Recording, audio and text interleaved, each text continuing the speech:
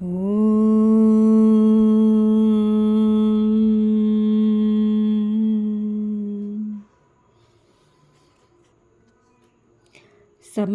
कायशिरोग्रीवं धारयन्नचलमस्थिरः सम्प्रेक्षय नासिकाग्रं स्वदिशानवलोकयन् प्रशान्तात्मा विगतभीरब्रह्मचारिव्रते स्थितः मनः संयम्य मच्चित्तो युक्तासीत् मत्परः। काया अर्थात शरीर, तो काया सिर और गले को सीधा एवं अचल करके स्थिर होकर अपनी नासिका के अग्रभाग पर दृष्टि जमाकर भय रहित भली भांति शांत तथा अंतःकरण वाला सावधान योगी मन को रोककर मुझ में चित्त लगाकर मेरे परायण होकर योग करे। दृष्टि को बिल्कुल सबसे पहले तो आप नेत्र बंद कर लीजिए। आसन पर जब बैठेंगे तो आसन में बैठने के समय जो आपकी रीढ़ की हड्डी है और गर्दन बिल्कुल सीधी होनी चाहिए, एकदम संतुलन में सम में होनी चाहिए, अचल होना चाहिए, स्थिर। और जो आपकी दृष्टि है नेत्र बंद करने पर सामने की ओर होना चाहिए, अर्थात जो आपकी दोनों नेत्र हैं और भ्रुकुटी है उनके मध्य में। जोर लगाकर नहीं देखना है, शांत भाव से सावधान होकर स्थिर होकर देखना है बस। यह स्थिति है योग की। और किसी भी तरह का आपको जोर नहीं लगाना है भीतर, ये आप ध्यान रखिएगा। सहज होना है, बिल्कुल सहज भाव में। तो ध्यान जो है चित्त किस में लगाना है? प्रभु में, अर्थात शिवलिंग का ध्यान कीजिए आप। यही प्राचीन योग विधि है। मैंने अपने चैनल अर्पणा आध्यात्मिक जगत पर यह पूरी विधि बताई भी है। सहज भक्ति का योग भी बताया है। आप मेरे चैनल पर जाइए, उसे सब्सक्राइब कीजिए ताकि आपको और भी अमूल्य वीडियोस मिल सकें और आप इस मार्ग पर अग्रसर हो सकें। युञ्जन्ने विशदात्मानं योगी नियतमानसः शांति निर्वाणम परमां मत्संस्थामधिगच्छति। इस प्रकार जो योगी आत्मा को निरंतर मुझ परमेश्वर के स्वरूप में लगाए रखता है, वह मेरे स्वरूप मोक्ष रूपी शांति को प्राप्त करता है। निरंतर लगाना है। भगवान श्री कृष्ण ने कहा भी है अर्जुन से, सदा मुझ में जिसका मन लगा रहे वह निश्चित ही परम शांति को और मोक्ष को प्राप्त होता है। अर्थात ईश्वर में ध्यान प्रत्येक श्वास में, प्रत्येक क्षण होना चाहिए। नास्त्यस्तु योगास्ति न चैकांत मनश्रुतनतः न चाति स्वप्नशील जागृतो नैव चार्जुन। यह योग ना तो बहुत खाने वाले का, ना बिल्कुल खाने वाले का, और ना बहुत शयन करने वाले का, और ना ही सतत जागने वाले का सिद्ध होता है। तो सम में रहना है, संतुलन में रहना है। ना बहुत अधिक खाना है, ना कम खाना है। अर्थात ऐसा भी नहीं कि आपने व्रत उपवास अखंड कर लिया, कुछ भी नहीं खाया, और बहुत अधिक सोना भी नहीं है, क्योंकि तामसी प्रवृत्ति होती है बहुत अधिक खाने वाले की और बहुत अधिक सोने वाले की। और ना ही कम खाना है, अर्थात भूख लगी हुई है फिर भी 2 रोटी खा ली, लेकिन भूख तो लगी हुई है, तो ये नहीं करना है आपको। सम में रहना है, संतुलन में। तो क्योंकि ये समबुद्धि योग ही कहलाता है, मनोबुद्धि जिसमें संतुलन में रहते हैं, तब ये योग सिद्ध होता है।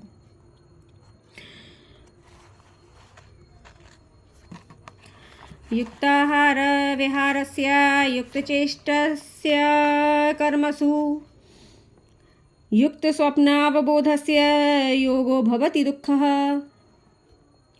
दुखों का नाश करने वाला योग तो यथा योग्य आहार विहार कर्मों में तथा यथा योग्य चेष्टा और यथा योग्य सोने तथा जागने वाले का ही सिद्ध होता है। दुखों का नाश करने वाला योग है ये। क्यों? क्योंकि इसमें आप स्वयं को जानेंगे, स्वयं को देखेंगे, उसे एक परमात्मा को देखेंगे और प्रकृति के कार्य को समझेंगे, उन गुणों को समझेंगे। 3 गुण जो आपस में खेल रहे हैं, अर्थात प्रकृति के गुण ही गुण आपस में एक दूसरे के साथ बरत रहे हैं, अर्थात खेल रहे हैं। और आपको जब यह ज्ञात हो जाएगा तो आप स्वयं दूरी बना लेंगे कि मैं तो यह हूँ ही नहीं, मैं देह नहीं।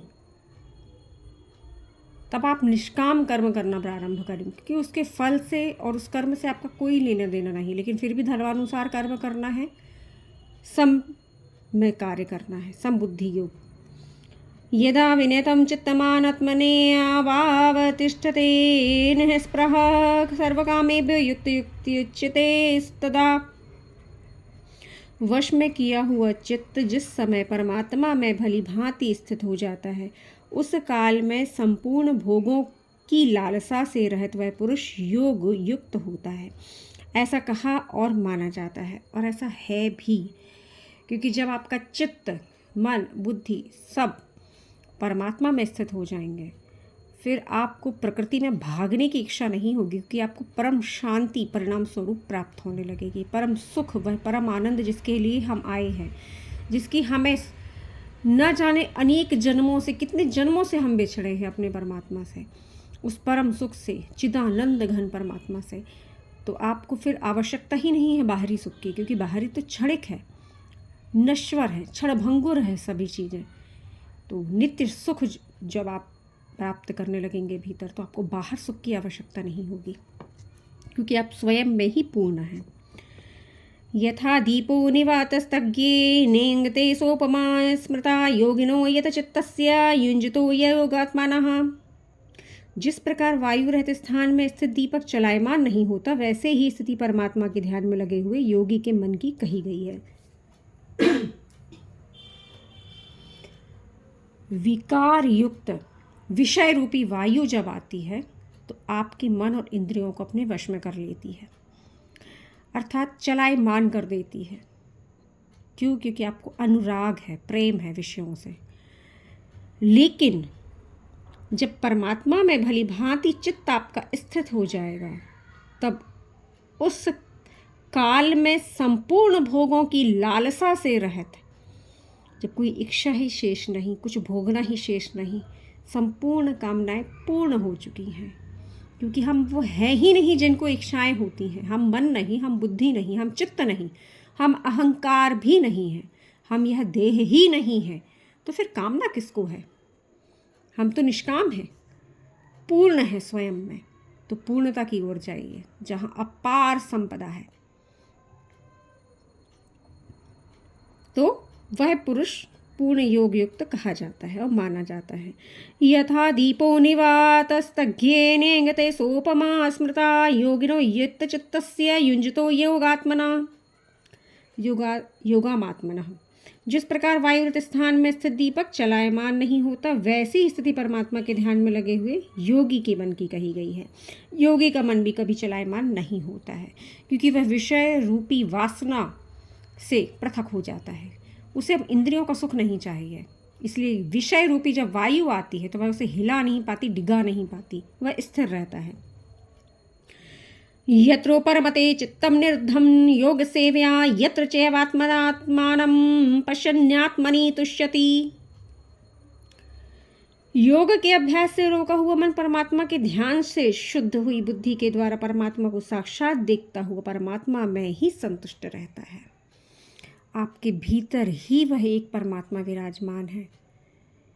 उनके अनुसार, उनके कहे हुए वचनों के अनुसार आप चलिए, निश्चित ही वे आपको प्राप्त हो जाएंगे। अनेक इच्छाओं की, अभिलाषाओं की पूर्ति के लिए जन्म के बाद जन्म लेते लेते हम इस स्थिति तक पहुंच गए हैं कि हमारा अहंकार प्रबल हो गया है और परमात्मा को हमने बहुत पीछे छोड़ दिया। वह एक परम शांति, परम सुख रूपी परमात्मा, चिदानंद घन परमात्मा, उन्हें हम बहुत पीछे छोड़ आए हैं।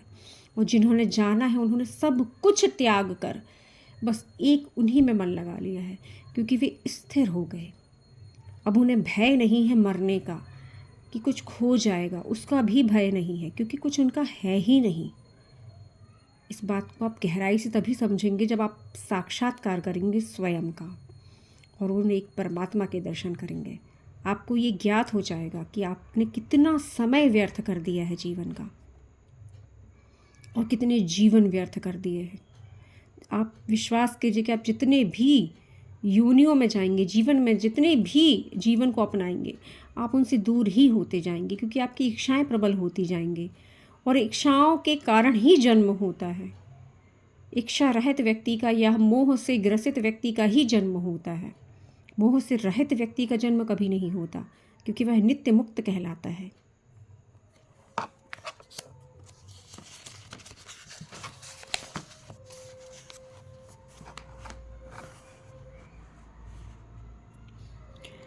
सुखमात्यन्तिकं यत्तद्बुद्धया ग्राह्यमतीन्द्रियं वेत्ति यत्र न चैवायं स्थितश्चलति तत्वतः।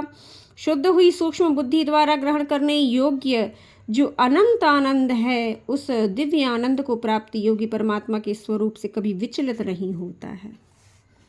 सूक्ष्म बुद्धि की बात हो रही है यहाँ। अभी तो आपने बहुत विशाल कर रखी है मनोबुद्धि को, क्योंकि अहंकार भी प्रबल हो चुका है।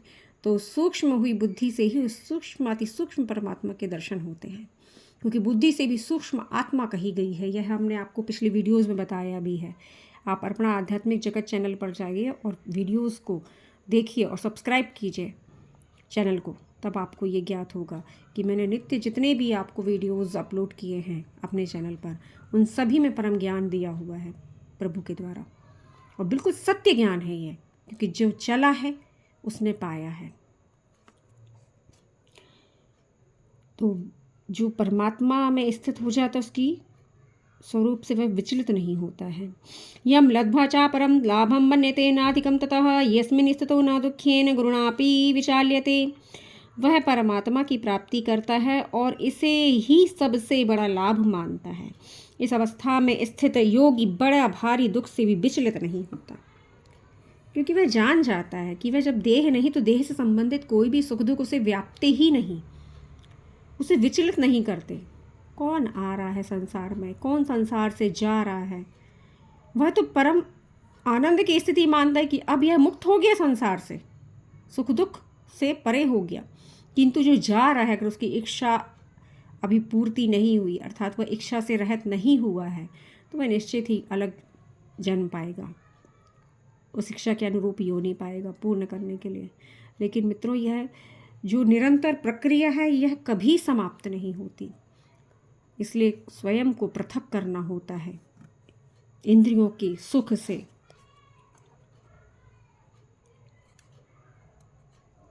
तम विद्या दुख संयोग वियोगम योग संगीतम स निश्चयेन योक्तव्यो योगो अनिर्वाण चेतसा। योग संसार के दुखों से रहित है, अतः इसे जानना और धैर्य और उत्साह पूर्वक नियमित रूप से करना चाहिए। ये संसार के दुखों से रहित है, समझ रहे हैं आप? तो इसे जानना और धैर्य और उत्साह पूर्वक नियमित रूप से करना है, प्रतिदिन करना है, प्रतिक्षण करना है। संकल्प प्रभवान कामास्तयक्त्या वा सर्वान् शेषतः मन सेवेन्द्रिय ग्रामं विनियम्य समन्ततः शनैः शनैरुपरमे बुद्धया धृतिगृह्यतया आत्मसंस्थयं मनः कृत्वा न किंचिदपि चिंतयेत्। सभी कामनाओं को पूर्णतया त्याग कर और मन के द्वारा इंद्रियों को सभी ओर से भली भांति रोककर क्रम से अभ्यास करता हुआ विषयों को त्यागे और धैर्य युक्त बुद्धि के द्वारा मन को परमात्मा में स्थित करके परमात्मा का ही चिंतन करे। अभ्यास करता हुआ विषयों को त्यागे और धैर्य युक्त बुद्धि के द्वारा मन को परमात्मा में स्थित करके, अब बुद्धि का काम चल रहा है यहाँ कि बुद्धि जो है वो प्रबल हो जाए और मन को लगा दे परमात्मा में और परमात्मा का ही नियमित चिंतन करे। मित्रों, समय बहुत कम है। जीवन किस क्षण श्वास से छूट जाए, तो समय का सदुपयोग कीजिए। उदर पूर्ति के लिए हम प्रतिदिन कार्य कर रहे हैं, लेकिन यह उदर फिर खाली हो जाता है, हमारा पेट फिर खाली हो जाता है, फिर भोजन मांगता है, वस्त्र मांगता है, सब कुछ मांगता है। यह देह, इसकी पूर्ति कभी नहीं होनी है, क्योंकि जिसमें जड़ है यह जड़ हमसे संचालित हो रहा है। तो पहले स्वयं को तो जानिए कि भाई आप परम आनंद रूपी कौन है आप, जिससे ये इच्छाएं उभर रही हैं, क्योंकि आप देह में लिप्त हो चुके हैं। तो इस देह से स्वयं को इंद्रियों से पृथक करना प्रारंभ कीजिए। अभ्यास से निश्चित ही आप उस स्थिति को प्राप्त कर लेंगे, लेकिन प्रारंभ तो करना ही होगा ना, नियमित करना होगा।